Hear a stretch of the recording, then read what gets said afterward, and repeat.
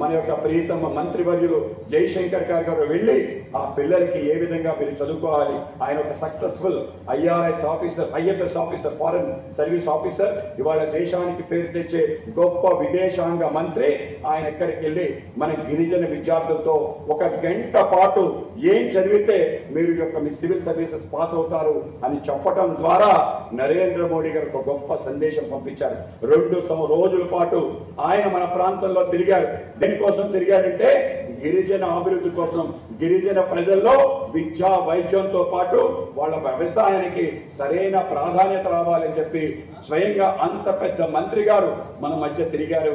అది కేవలం నరేంద్ర మోడీ గారు ఆలోచన పదం. ప్రతి మంత్రి యాస్పిరేషన్ జిల్లాలో 2 రోజులు గడపాలి, అనేక సమస్యలు తెలుసుకోవాలి, ప్రభుత్వ దృష్టికి తీసుకెళ్లాలని ఆయన ప్రయత్నం చేశారు. తప్పనిసరిగా మన ప్రాంతం మరింతగా అభివృద్ధి చెందే